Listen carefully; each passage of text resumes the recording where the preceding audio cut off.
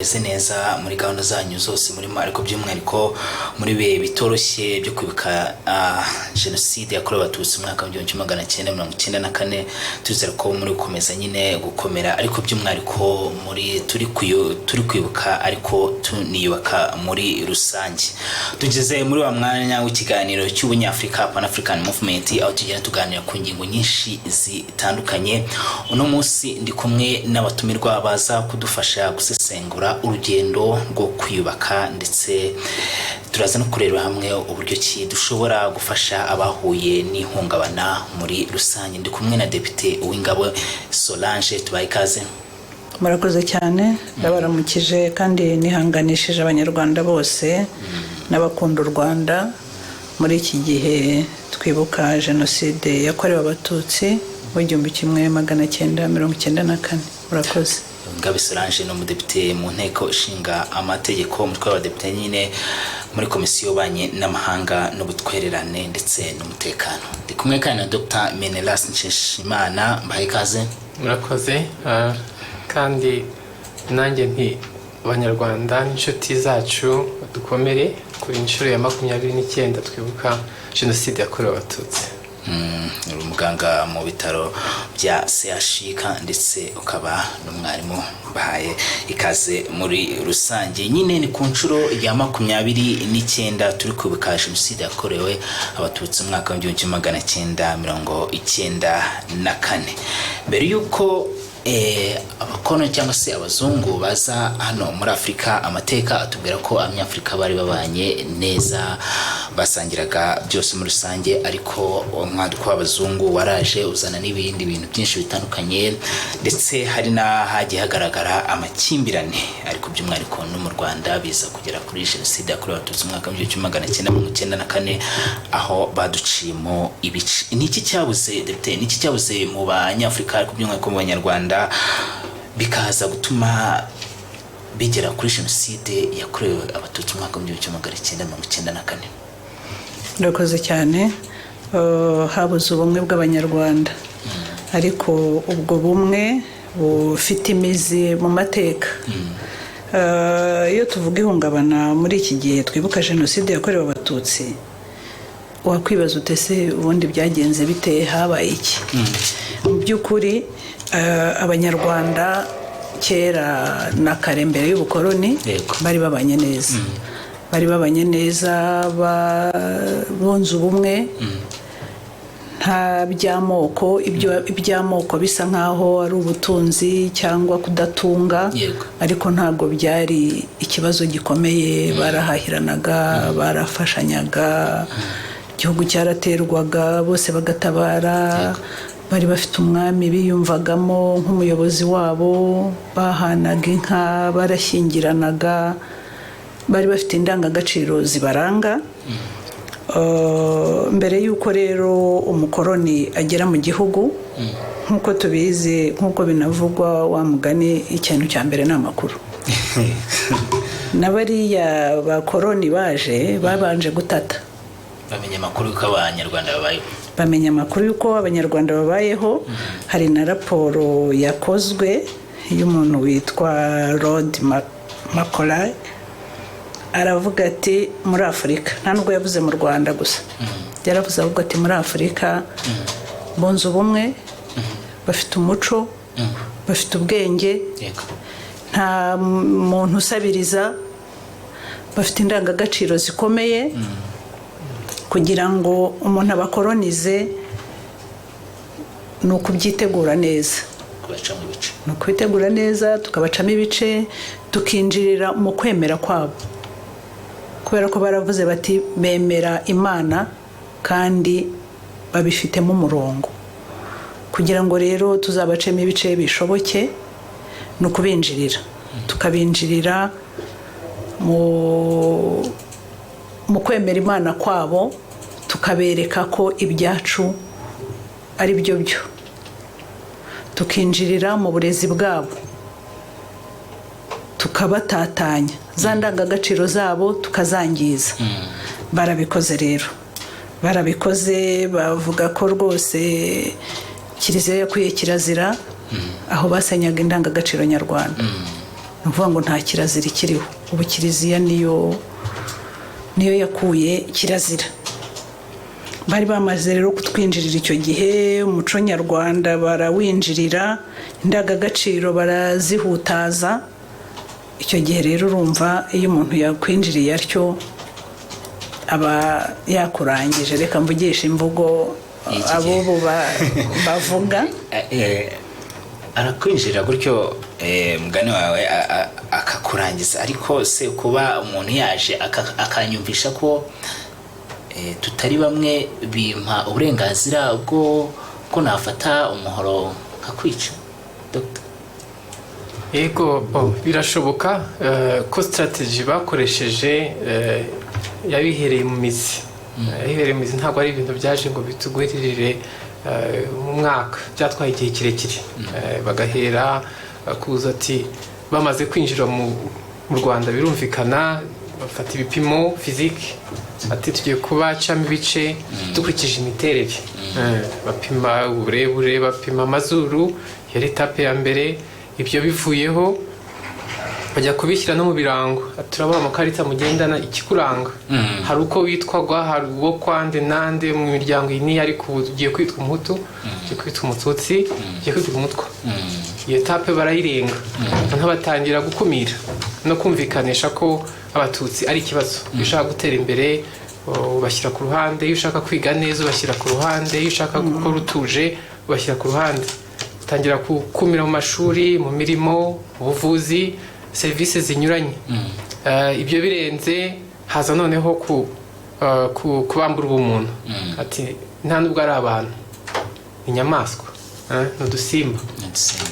Kera kabaye rero gushyira mu bikorwa uwo mugambi mubisha, kugira ngo byavuyemo ibyo twabonye, aho abantu miliyoni irenga mu minsi 100 bahasize ubuzima kubera gusa ko ari abatutsi. Murakoze cyane. Imyaka 29 nyine irashize u Rwanda rugwiririwe na jenoside yakorewe abatutsi. N'urugendo musobanura gute? Uru rugendo ni urugendo rwabaye urugendo rukomeye. Niba navuga ngo ni inzira yabaye inzitane, ariko ubwo nabuze ijambo rirenze inzitane. Kuko urugendo ugeraho habaye ikiguzi nka kiriya, ntabwo umuntu aba yabona uko arusobanura. Aha niho twanahera dushimira ingabo zahoze ari izarapiye, zabohoye iki gihugu. Baritanze, batanze ubuto bwabo, batanze imbaraga zabo, babohora iki gihugu. Iki gihugu kibohorwa, leta ya mbere n'iya kabiri byari byarashingiye ku kinyoma. Kuri cya kinyoma nyine gifite imizi hahandi mu mateka y'ubukoroni, ko abantu atari bamwe, ko badashobora no kubana. Hari naho bavugaga ngo ni nk'imisozi, abantu ntibashobora kubana, abatutsi n'abahutu ntibashobora kubana.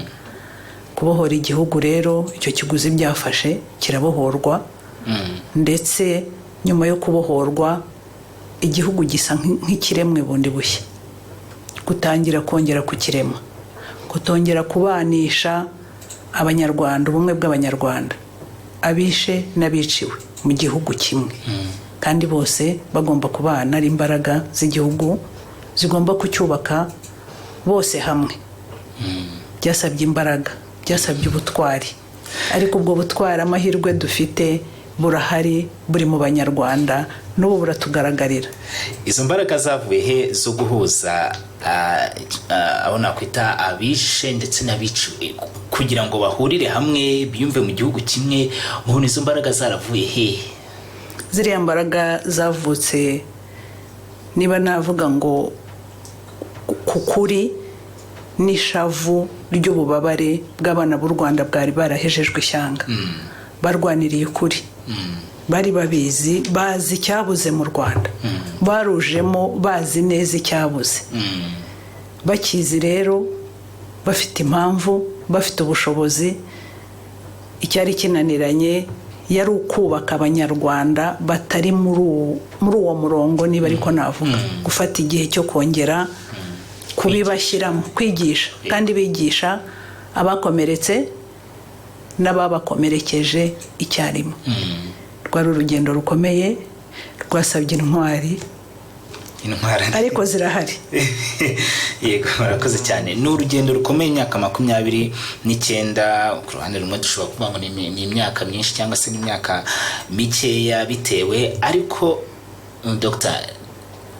muri iyo myaka yose habayemo kubaka, kuguhuza abantu, ariko se imyaka kuki kigaragara ibikorwa byo gupfobya jenoside cyangwa se n'abashaka kongera kuyiha ishingiro nyuma y'iyo myaka 29 yose ishize? Rero baravuga ngo imyaka bigutwara wubaka ingengabitekerezo.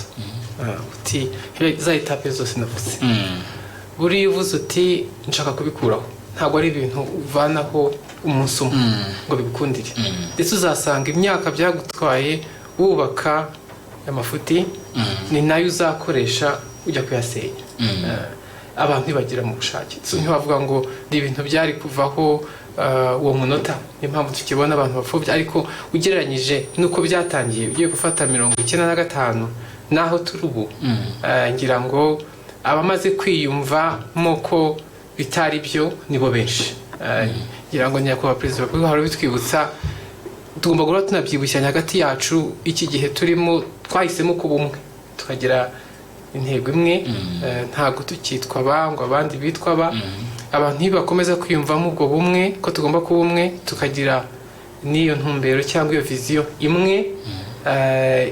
Ibyo twunguka twese nk'umuryango nyarwanda ni byinshi kurusha bikeya abo basigaye bashobora guteza amaka. Nabwo ngira ngo ntibitinda, nabo barageraho bakajya mu murongo mwiza.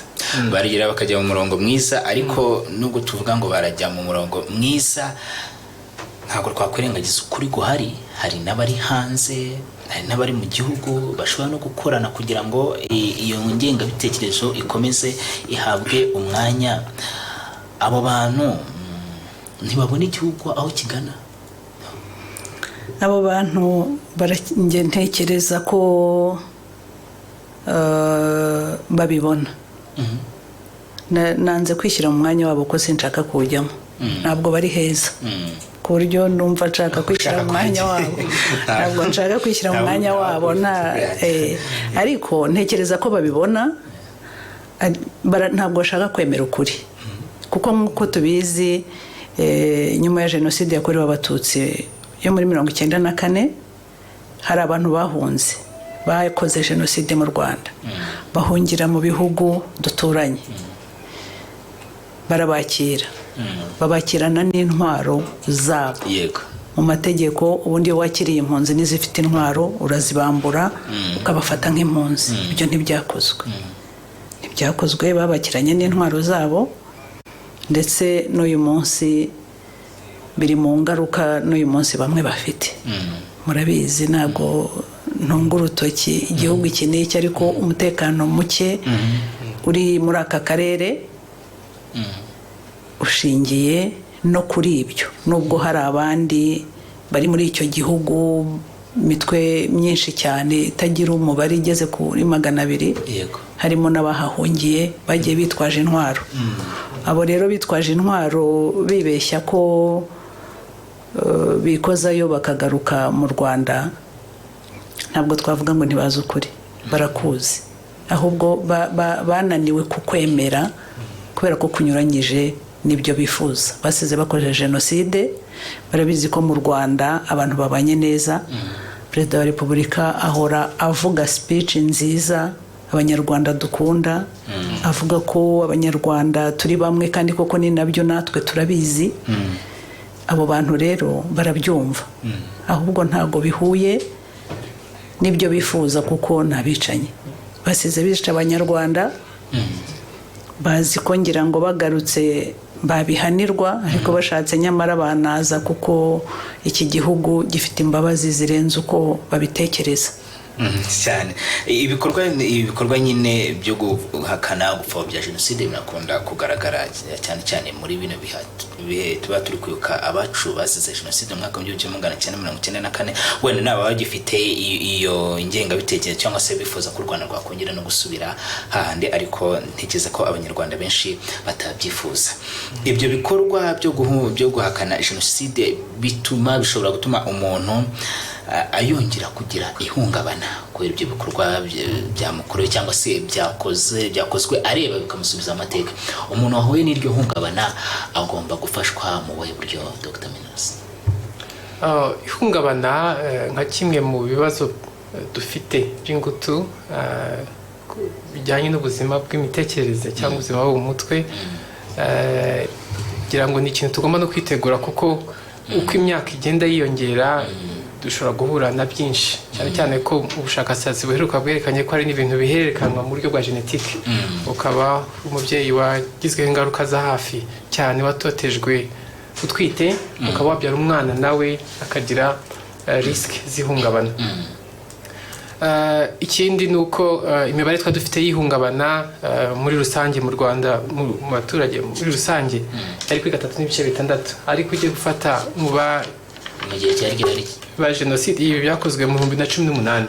So kuko ihungabana ni ijambo ryahozeho, ntabwo ari ijambo rishyashya. Ikintu cyose cy'icyago kibaye kigutunguye kikamara igihe gisiga utatekereza nk'uko wari umeze, imikorere, imyitwarire bitakimeze neza. So ugiye kureba rero mu barokotse jenoside ni kuri 27%. Bivuze ko kuba warokotse jenoside biguha ibyago bikubye inshuro 8 kurusha umuntu usanzwe. Ubwo bivuze ko abantu bagomba gushaka ubwo bushobozi, bakanamenya n'ikibazo uko giteye, buri wese akaba yiteguye gufasha mugenzi we. Inzego zo gufasha rero abafite ihungabana zirubakitse, guhera ku bajyanama b'ubuzima kuzamura mu bitaro byose bya leta. Kubabera abajyanama b'ubuzima iyi myaka 29 wahoze ubaza uti twayimajije iki, harimo no kubaka ubwo bushobozi bw'ibibazo ufite nk'igihugu ugomba guhora witeguye guhangana nabo. Bivuze ko abajyanama b'ubuzima nabo bafite icyo gihe cyangwa experience yo kuvuga bati ngize umuntu wanjye uri hafi mu mudugudu ufite ihungabana azi ko yabyitwaramo. Ariko reka tuvuge tuti aho duhuriye, abantu bahuriye kwibuka cyangwa se mu buzima busanzwe, hagize ugira ibimenyetso by'ihungabana wabyitwaramo ute? So hari ibice bibiri. Ushobora kuba uri mu gice cy'utarahawe ayo mahugurwa yuko wabyitwaramo, uvuga ati ngewe sinzi uko bigenda. Umuntu nk'uwo nguwo tumugira inama yo guhamagara, kwita ushaka ubufasha akoresheje za hotlines nyinshi dufite, ngira ngo murabizi dukunze gukoresha cyane 114 ihoraho. Hari n'indi mirongo nka 54 76 1024 y'imiryango myinshi ifasha mu kibazo cy'ihungabana, bakakubwira ibyo ugomba gukurikiza. Uramutse rero uti wahawe amahugurwa uzi uko wabyitwaramo, ikintu cy'ibanze ugomba kwitwararika ni ukumenya ashobora ko uwahungabanye nta cyamuteza ibyago, ari safe, aho ari safe. Tuvuze muri wango kwibuka, mu gicaniro, umenye ushobora ko atari bugwemo muri iyo ntuzi, umenye ushobora ko abo bari kumwe nawe nta uri bugire ikibazo cy'ubuzima. Ikindi kugerageza kumuvugisha mu buryo udahutaza, bworoshye, uburyo buri kamu kamwereka ko uhari kugira ngo umwumve, nubwo we biba bigaragara ko kwi-exprima byamunaniye, ntabwo abasha kuvuga, ariko urakomeza umwumvishe ko uhari kugira ngo wumve ibyo agomba kubwira. Ukirinda kumupyinagaza, ntagomba kumubwira ati wirira, hari amagambo tudakoresha, ati wirira, ceceka, kanaka we ko akomeye ku cyo udakomeye, kuko ntawuhuza n'undi. So amagambo amupyinagaza urayihorera, ahubwo ukamwankuraje kuvuga cyangwa se kwereka ibyo ashaka gukora byose, ukamwereka ko agomba kwi-exprima, ukimvolvinga inshuti za hafi, kuko buriya umuntu niyo ahungabanye aba afite umuntu yizera mu buzima, inshuti ya hafi, mubyara we, na wabo, ukamwimvolvinga kugira ngo agufashe, ko ugiye kumufasha wenda mutaziranye muhuriye aho, cyangwa se watambukaga, cyangwa se murigana, cyangwa se murakorana, byaze bikunze hari undi ukurusha amakuru kuri uwo muntu, nawe ukamwimvolvinga muri gufasha uwo muntu wagize ihungabana. Ikindi ukamenya ibimenyetso mpuruza by'ihungabana, kuko ihungabana ryose hari rikenera kujya mu bitaro bikuru rigasaba ubufasha bwisumbuyeho. Ibimenyetso mpuruza harimo nka agitation, umuntu ntatuje, ntiyicara, ntatuje ari agite. Iyo ni ibimenyetso mpuruza ko ugomba gushaka ubufasha bwisumbuyeho udafite aho ngaho bibereye. Ikindi iyo ubonye harimo behavior zishobora kumujyana muri risk, ibyo avuga ati wenda akagira ati nanjye ndajyana nabo, umva ko biba bihinduye turunire, ni umuntu ushobora kwishyira mu byago birenze nuko wowe wabasha kumufasha. Icyo gihe usaba ubufasha bwisumbuyeho. Ikindi iyo ubonye asa nk'uwataye ubwenge, atazi aho ari, iryo ihungabana ryarengereye, aba ari ikimenyetso mpuruza, uwo muntu agomba gufashwa n'amatsinda yisumbuyeho akenshi mu bitaro. Nanjye kwaza ibikomere biba byatewe na jenoside ndetse n'ihungabana, ibyo bintu bihurira he? Ibikomere byo mu mutima, ibikomere tutabona, n'ibikomere byo ku mubiri. Ibikomere ku mubiri ni ibikomere nyine tubona, hari uwatemwe, hari uwakubiswe bikamugiraho imvune zigaragara ku mubiri. Ibyo kenshi usanga mu Banyarwanda birahari byinshi cyane, ariko byo kubera ko bigaragarira amaso ntabwo ari ngombwa ko ufite ibyo ku mubiri ari ugira iby'imbere. Hari n'ubwo ugira iby'imbere ari umuntu uba warahuye n'ibintu bibabaje birenze ukwemera, nk'umwana ukiri muto bakica ababyeyi be areba, cyangwa n'umuntu mukuru bakica urubozo abantu ahari. Hari ubwo yicara ya majwi yumvise akayumva, cyangwa umubyeyi bishe nk'umwana we abyumva, umwana bamugushikuje bakamujyana. Hari uwigeze kunganirira arambwira ngo hari ijwi buri gihe rimugarukamo. Hari umubyeyi ngo bashikuje umwana yonkaga, yumva iryo jwi ry'umwana wari ufite ibere bashikuje nyina.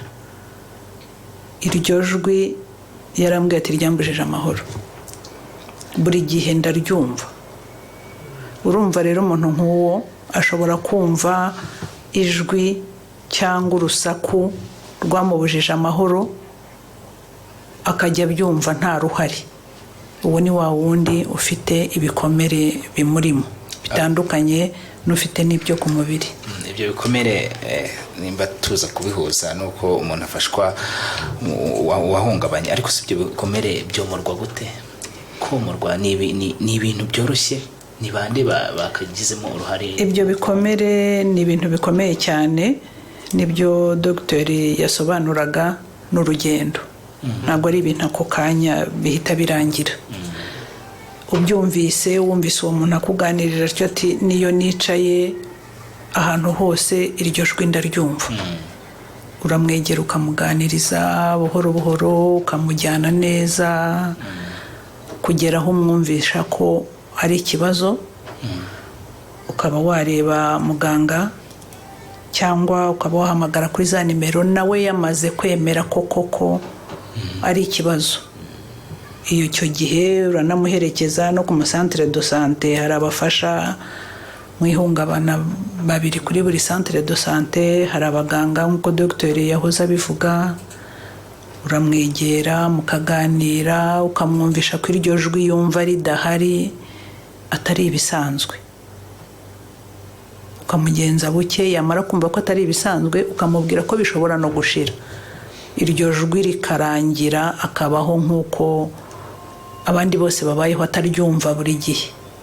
Ariko ukamubwira ko kugira ngo icyo kibazo kirangire ari uko yegera abaganga babishinzwe bakamufasha. Iyo mwageze kuri iyo ntera rero muba mukoze imitwe y'intoki ku muti. Ego murakoze cyane.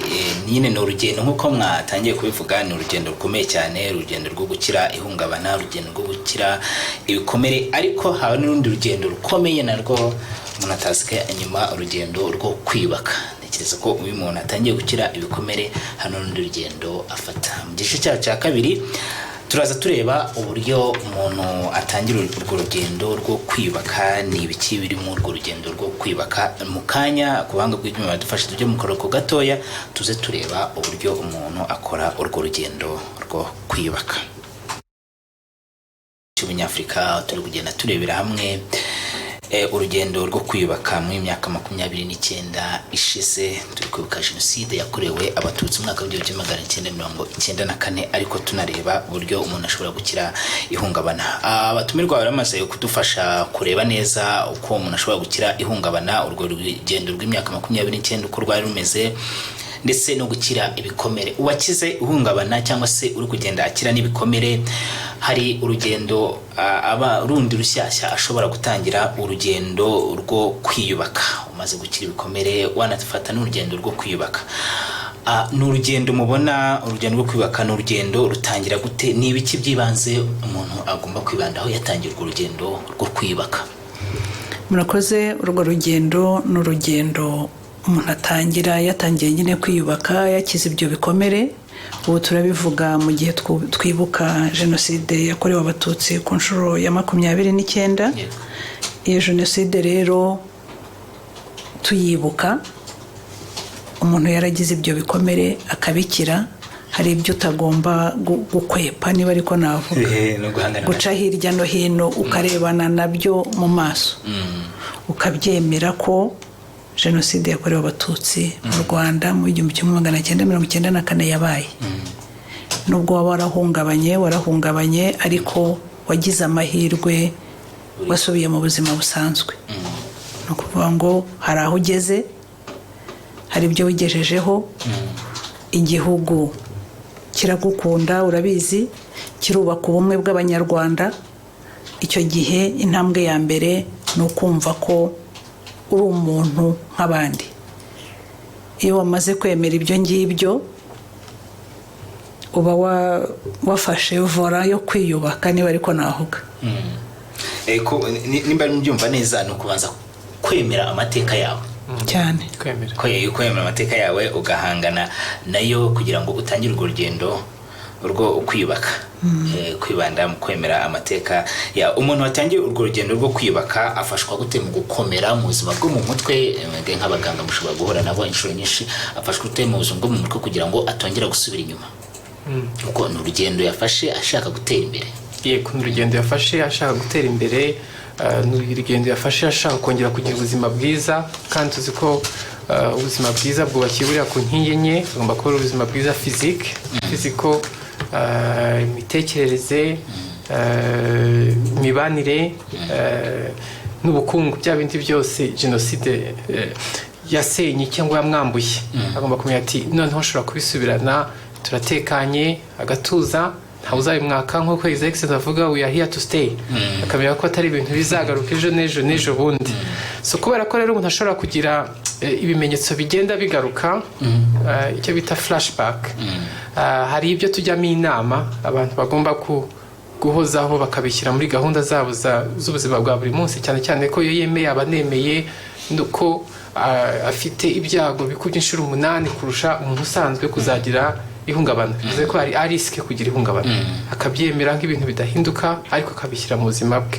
So hari uburyo bubiri, hari icyo twita therapie individuelle, gukurikirana umuntu ku giti cye, ukamukurikirana ku giti cye, akavuga ati ngewe nikurikirana muganga runaka mu buzima bwa buri munsi, amfasha gutekereza ku byo njye nabonye bitari byiza mu buzima bwanjye, kubera ikindi yarishisa gutya, kuko kukere kinatekereje gutya, kuko kinavuze nya, ese byaba bifite isano n'ihungabana, kugira ngo ahore afite ayo makenga.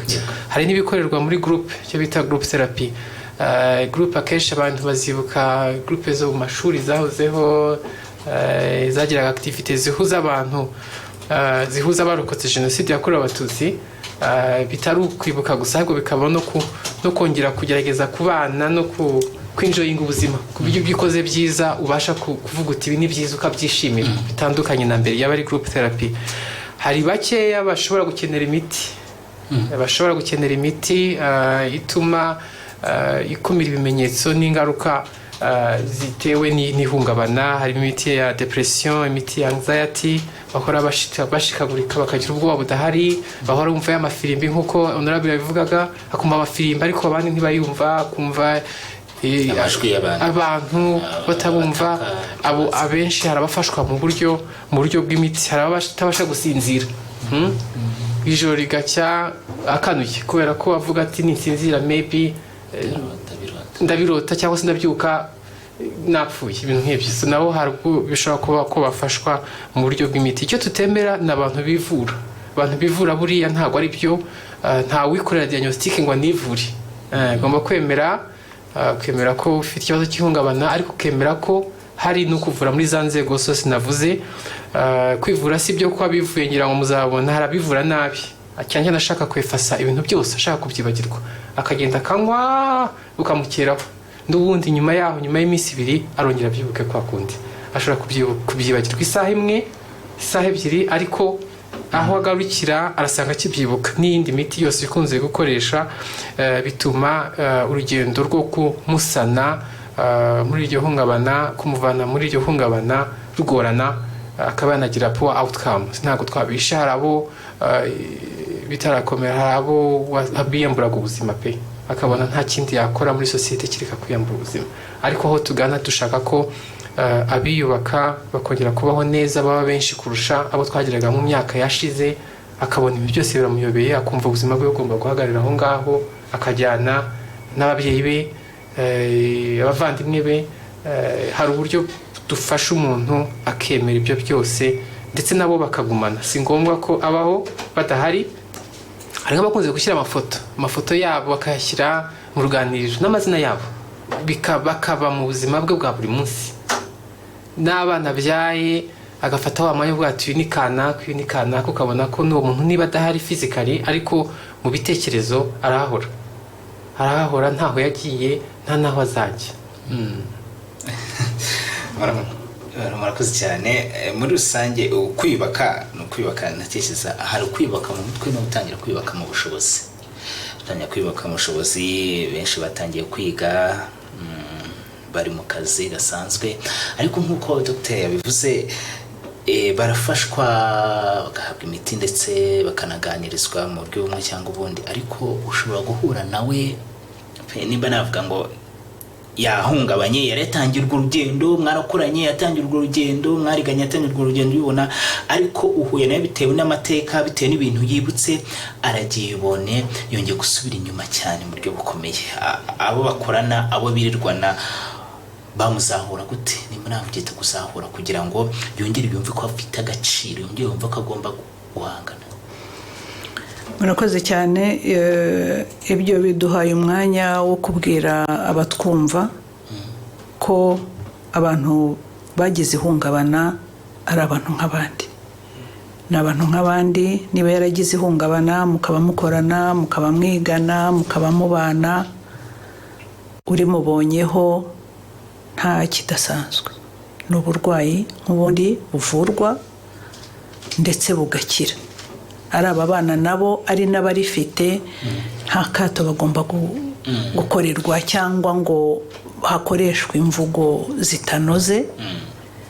Uramwegera, ukamuganiriza, ukamugenza buhoro nk'uko Dr. yabidusobanuriye, ukareka kumukoreshaho imvugo mbi, ugakoresha imvugo nziza, ukageraho umugeza kuba bishinzwe, cyangwa se ugahamagara kuri za nimero twahawe. Ariko ari ababana nawe, ari abakorana nawe, bakirinda imvugo zo kumuhutaza, kumva ko arwaye indwara idashobora gukira, cyangwa se abavuga ngo ni umusazi. Ntabwo ari umusazi. Afite indwara y'ihungabana, ni indwara ivurwa igakira. Ahubwo ni ukumenya uko twegera uwahuye n'ihungabana, tukamubwira neza, tukamufasha muri bwa buryo Dr. yatubwiye, ukamugenza buhoro, ukirinda kumubwira imvugo mbi, hanyuma ukamugeza kuba bihugukiweho bakamufasha. Yego, bakamufasha no mu rugendo rwo gukomeza yibaka. Dr. muri rusange, Abanyarwanda muri iki gihe ndetse no mu bindi bihe, ino mvugo iri jambo cyangwa se ino nsanganyamatsiko twibuke twiyubaka ni jambo bagomba kumva gute, bagomba kuriha uburemere bungana gute?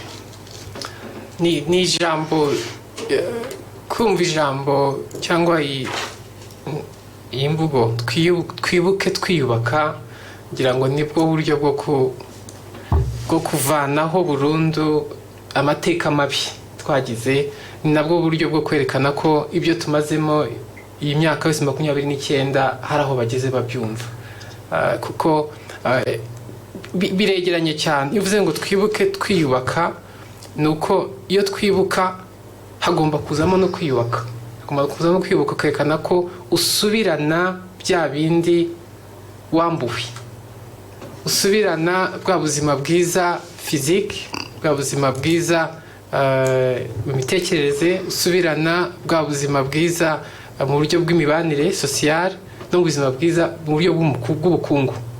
Aho ngaho kumushakarongo cyane ku buryo bw'ubukungu. Ubukungu ni ngombwa ko ugiye kureba ukuntu ubuzima, icyo bitaga ubuzima mu myaka ya kera muri 60, ubukungu ntibwazagamo. Buriya bwaje kuzamo nyuma ko iyo umuntu atubakitse mu bukungu, ni naho hazamo ya vulnerabilité, ukaba washukwa, ukaba wakumva wabisina ngufi, ukaba wakwisanga mu bintu bitari iby'abantu muri rusange, bitari iby'abantu. Bivuga ko iyo wubaka umuntu mu buryo bw'ubukungu unamurinda n'ibyo byose twagiye twumva hirya no hino. Ikindi, jenoside yakorewe Abatutsi ikorwa harimo no kwambura ubukungu, ko ntabwo ari ukuvuga ngo bicaga abantu gusa, ntabwo bicaga Abatutsi gusa, barabanyagaga bakabarira inka, bakabatwarira imirima. Abagiye bati ntimuzanagaruke, nuvuga ati umwambuye ibyo yakoreye, umwambuye ubukungu, byanze bikunze hari ingaruka, hari icyo bigiye kumuhindura mu mitekerereze, mu migirire, mu mibanire. Ibyo rero ni ibintu tugomba kubaka tukabisubizaho nk'uko byahoze, kandi tukagerageza kumenya ushaka ko ntaho byongera kugwa ngo ubure kimwe usigaze ikindi. Ni ibintu bigomba kujyana. N'abibasiwe n'ihungabana, iyo tubafasha mu buryo bwa kinyamwuga, niyo component igomba kuzamo kugira ngo ahame, akomere, atanga icyizere kuri we, ku muryango we. Ni ndacyo cyizere, naho tukuri icyizere cyo kuvuga ngo u Rwanda ruriho mu myaka 10-20 nta handi bizava, ni kuri twebwe twubakitswe muri ubwo buryo. Den uru Rwanda mu myaka 10-20-30 rurahari. Akoze cyane. None rero Solange, mbere yuko ndikubaze ihuriro riri hagati yo kwiyubaka ndetse n'urugendo rw'umwe n'ubwiyunge, mukunda kujya mu baturage mukareba ibitekerezo byabo, nk'ijisho ryanyu nyine mukareba uburyo abaturage bameze, mubona mwebwe abaturage biyubatse ku ruhe rugero? Abaturage bariyubatse ku rugero rushimishije, nubwo tutarageraho twifuza neza, urugendo ruracyahari, ariko abaturage bariyubatse. Abaturage baroroye, abaturage barahinga bakeza, abaturage bashyiriweho gahunda z'uburyo bwo guhinga kugira ngo beze kurushaho, bazi ibihe by'ihinga ndetse baranabikangurirwa, ariko nabo ubwabo barabizi, bazi imbuto zirobanuye, bazi kuzitubura, bazi ifumbire inyuranye bitewe n'aho bahinga. Abaturage bageze kure, bazi na gahunda za leta, bazi gahunda zose za leta kurusha uko umuntu utabageramo abitekereza. Barazizi, barazikurikira, barazikunda.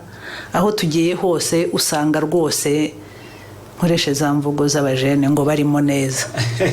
Barashima ubuyobozi, kwisigamira, bazi kwiteganyiriza, abana bariga, isuku.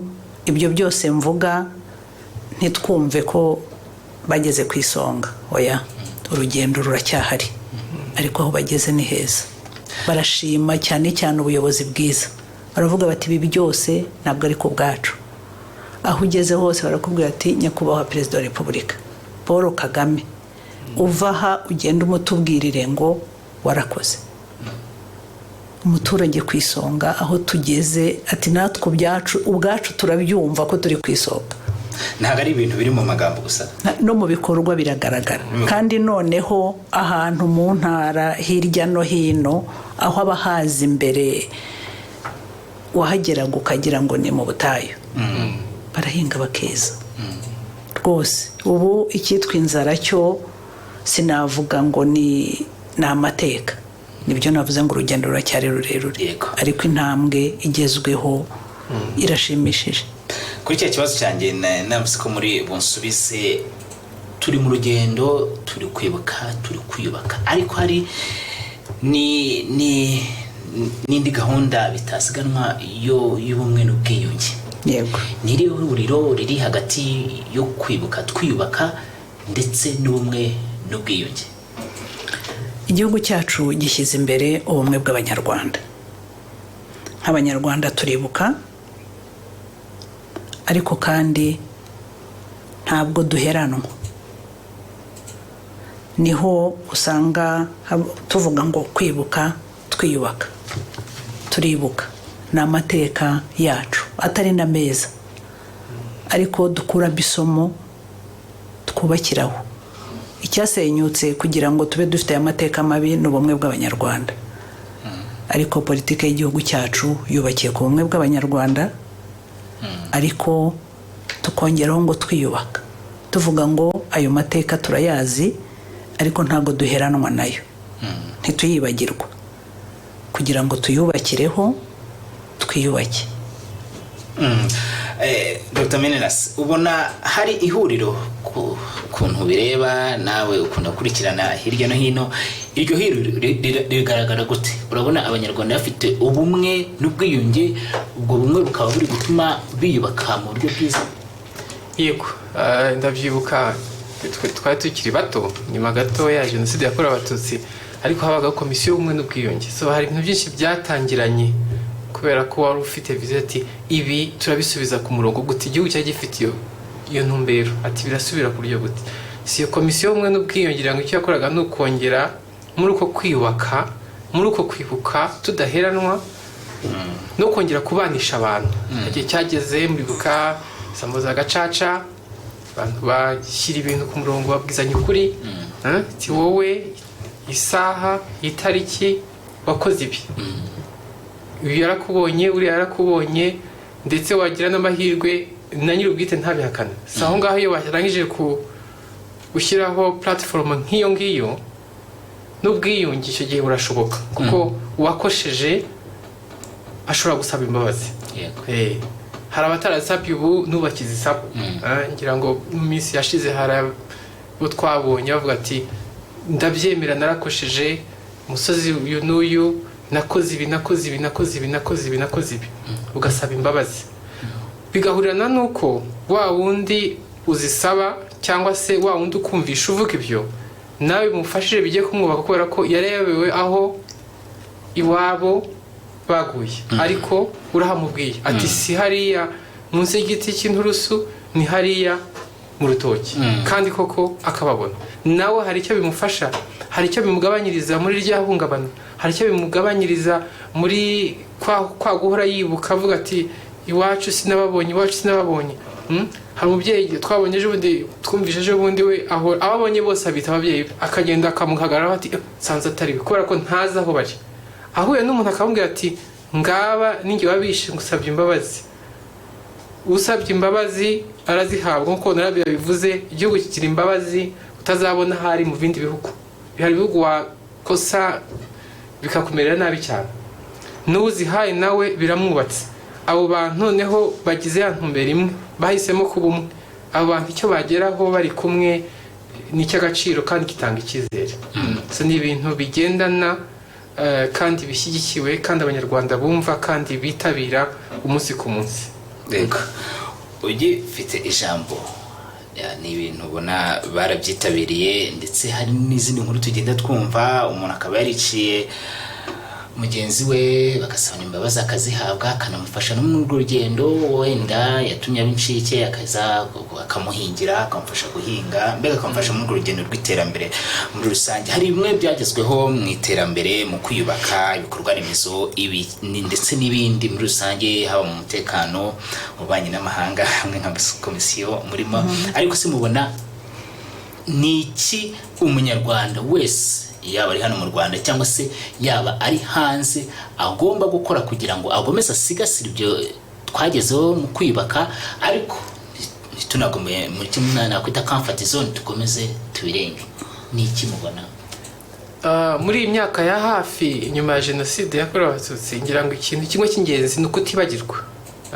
Uretse ntazibagirwe, ajya zirikana ku buryo wibuka harawibuka uruhare rwabo direct. Ati ngewe ndibuka ko nakoze ibi, bivamo iki kandi ni bibi. Waho uri icyo gihe wibuka, uhora ubyibuka, nimba warahaye imbabazi ntuzabisubiremo.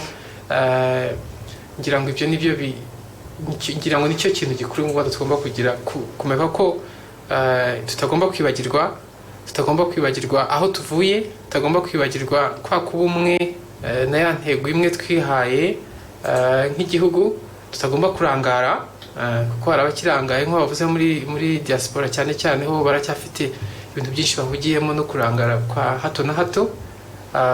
Ngira ngo ibyo bizadufasha kugera kure, nibura tuvuge tuti mu myaka 50 tuzaba dusa nkaho bakomeye. Uretse ko iki kibazo cyo cy'ihungabana cyo nk'uko twabibonye mu bushakashatsi buheruka gishobora guhanahanwa mu buryo bwa genetique. Ngira ngo ni umukoro kuri twese ko tugomba kuhora tuzi ko aho tugana hazazamo n'ibyo bibazo by'ihungabana, nabyo bikazaba bifite umurongo ufatika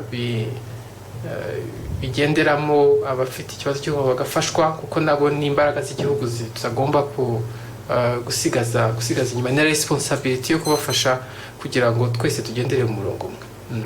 Tutibagiwe, numva rwose ko byagenda neza. Tutibagiwe Dr. Solange, aho ntabwo tuzicara tubona amashuri yubatswe, abana bacu bari kwiga, tubona dufite umutekano, tugenda mu mihanda inyerera, ndetse no tubona mu mazu meza, tukumva ko twagezeyo. Ibyo ntabwo bikwiye kuko imbaraga zikoreshwa kugira ngo tugere kuri ibyo turazibona. Uwazirengagiza yabanyura iruhande rw'ukuri. Ntabwo tugomba kumva twaragezeyo. Tugomba gushyiramo imbaraga, tukabungabunga ibyagezweho, ndetse tugashyiramo n'imbaraga kugira ngo dutere intambwe irushije aho tugeze, kandi nta n'umwe usigaye mu bumwe twahisemo, kuko u Rwanda rwahisemo ubumwe. Abanyarwanda bose bagomba kubana, nta moko. Boko icyo yadukoreye turakizi. Abatutsi, Abatwa, Abahutu muri iki gihugu nta bigihari. Turi Abanyarwanda, dusenyera umugozi umwe. Tugomba rero gushyira hamwe twese, nta usigaye inyuma, tukubaka igihugu cyacu. Dufite ubuyobozi bwiza, dufite nyakubahwa Perezida wa Repubulika Paul Kagame, twese dushima aho agejeje u Rwanda kandi arukuye mu icuraburindi. Twahereye ku busa, aho tugeze turahabona. Nta wakwirengagiza rero ukuri kw'ibintu ngo yumve twarageze iyo tujya. Tubungabunge ibyo twagezeho, dushyiramo n'imbaraga kugira ngo dukomeze tugere heza harushijeho, ndetse n'abari inyuma yacu bazaragwe u Rwanda ruzira amacakubiri. Jenoside tuvuge ngo ntizongere ukundi mu buryo buri bwo. Ni byiza ko uba muri komisiyo y'ububanyi n'amahanga, niba ntibeshye, ariko nibyo. Umuryango wa Pan African Movement ni umuryango umaze igihe washinzwe kera, imyaka myinshi ishize. Ubona uruhare rw'uwo muryango ndetse n'abawurimo mu gukemura ndetse no kwirinda amakimbirane ayo yose, ariko by'umwaka ashobora kugeza kuri jenoside, uruhare rwabo rw'abari mu muryango n'uruhe? Urakoze cyane. Uruhare rw'uyu muryango Pan African Movement mu Rwanda ni uruhare runini cyane. Ariko nanone haracyari intambwe nini cyane kuko ntabwo tugarukira ku Rwanda gusa ahubwo ni muri Afurika yose. Afurika yose mu bihugu binyuranye ntabwo intambwe zireshya, n'imyumvire ntabwo ari imwe. Uko tuvuga ngo ubumwe bw'Abanyarwanda twubatse mu Rwanda, intambwe iracyari ndende yo kugira ngo tubwubake no mu rwego rwa Afurika. Intambwe iracyari ndende, hari aho ubona umutekano ukiri ikibazo kandi ushingiye ku buyobozi bubi. Reka ne kubica hirya no hino, ubuyobozi bubi cyangwa ndetse wanagira ngo ntibuhari. Iyo rero ni intambwe igikenewe gushyirwamo imbaraga mu rwego rwa Afurika, kuko Afurika izatera imbere ari uko ibihugu byose bya Afurika bibyumva kimwe. Ni inzira rero ikiri ndende, ariko twizera neza ko izakomeza igatera imbere, Afurika ikaba imwe, Afurika igatera imbere, Afurika ikaba icyitegererezo kuruta n'iyindi migabane yose, kuko indi migabane nta kirusha Afurika. Ubwo rero intambwe yatangiwe guterwa, ntabwo dushidikanya ko izagira naho igera. Mu gihugu cyacu turayishima, ariko ntabwo yagarukiraho, igomba kwaguka ikagera n'ahandi. Kandi aho handi ntabwo bari, niba navuga ngo tubafiteho ijambo risesuye, birasaba urugendo rwo kugira ngo nabo biyubake kandi bajye muri uwo murongo. Yego, urakoze cyane. Dusanga abasoza ikiganiro Dutamenas, hari jenoside yabaye, hari abari bakiri batoya, imyaka umwe ibiri mbega muri bari bakiri batoya. Ubu ngubu ni urubyiruko bari myaka za 30, benshi ntibabibonye, barabibwiwe. Kandi ubu ngubu niwe mubare mwinshi Abanyarwanda dufite urubyiruko. Ni uruhe butumwa bw'umwihariko wabaha muri bino bihe turi kwibuka jenoside yakorewe Abatutsi ku nshuro 29, ariko by'umwihariko ubutumwa bujyanye no kwiyubaka? Icyambere ngira ngo nuko bagomba kumenya ko kuba waravutse nyuma ya 1994, ubushakashatsi bwerekanye ko ushobora kwinheritinga cyangwa se gutwara bimwe muri bya bikomere bya jenoside yakorewe Abatutsi mu buryo bwa genetike. Nubwo utari uhari, ariko iryo hungabana nabari kugeraho. Bakamenya ko nk'uko bivuze nicyo gice kinini cy'Abanyarwanda, niho ejo hazaza h'u Rwanda hashingiye. Bakamenya ko bafite ibyago kuba muri ubwo buzima, bafite ibyago byo guhura n'indwara y'ihungabana, ariko n'indwara ivurwa, umuntu akaba yasubira mu buzima, akasubira mu murongo w'ubuzima uhamye. Kwivuza kare no kwemera izo facts, no kwemera izo ngaruka utagizemo uruhare, ugafashwa kare, biguha amahirwe yo gusubirana ubuzima buhamye nk'umuntu, nk'urubyiruko n'abagukomokaho, kuko ni ibintu tuzasanga bihererekanwa, kuko ibyo nibyo bitanga icyizere kinini ku gihugu cyawe. Ibyo bitanga icyizere kinini mu kubaka ubuzima bwawe ku nkingi enye, hariho ubuzima physique, imitekerereze, ugatekereza neza. Buriya utekereza neza, ubanye neza, ngira ngo kubaka ubukungu biroroha.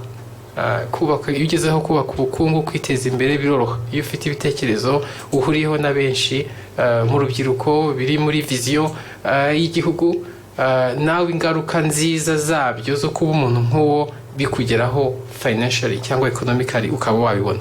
Aho rero niho u Rwanda ruri, ntabwo hagomba kunyeganyega, ni ahantu bagomba kwitwararika.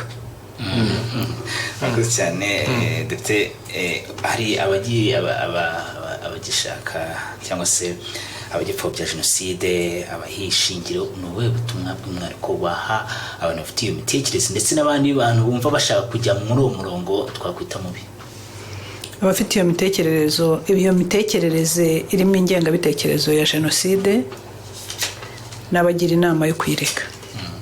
Ntabwo yubaka, ni urwango, nta naho byabageza. Igihugu cyacu bayemo jenoside yakorewe abatutsi muri 1994. Jenoside bose barayizi, uwaba kibifite rero inama namugira no kubifasha hasi agasaba imbabazi y'ibyo yaba yarakoze mbere yuko afata icyo cyemezo, hanyuma akajya mu murongo mwiza, yaba ari mu gihugu agafatanya n'abandi kubaka igihugu nkuko twakomeje kubivuga ko u Rwanda rwahisemo kubakira ku bumwe bw'Abanyarwanda, ndetse n'abari hanze y'igihugu ntarirarenga. Nabagira inama yo kuva mu murongo utariho. Ubuhunzi buraryana, amahanga araryana, ibintu bibi biryana kurusha ibyo byose. Babireke, basaba imbabazi, batahe mu gihugu cyabo, kandi gusaba imbabazi ntago bivuga kudahanirwa icyaha wakoze, ariko guhanirwa icyaha wakoze ntabwo biremerewe nko kwirirwa wirukanka hirya no hino utagira identity. Murakoze cyane Dr. Menelas Nsheshimana, ndagushimiye. Murakoze. Nakuze ko uri umuganga mu bitaro bya CHK ndetse ukaba n'umwarimu wigisha abazavamo abaganga b'umwuga. Yego. Benshi bagucimbiye. Depite Uwingabe Solange, namwe turabashimiye. Murakoze cyane. Ukaba muri komisiyo y'ububanyi n'amahanga, ubutwarane ndetse n'umutekano, ndetse n'abandi bose mwarimu dukurikiye. Reka tubashimire, tukomeze tubifuriza gukomera muri bino bihe bitoroshye turimo, turi kwibuka jenoside yakorewe abatutsi mu mwaka w'1994 ku nshuro 29. Dukomeze twibuke, ariko by'umwihariko twibaka ndetse n'uwahuye n'ihungabana tumufashe kongera gusubira mu buzima. Imana ikomeze ibarinde.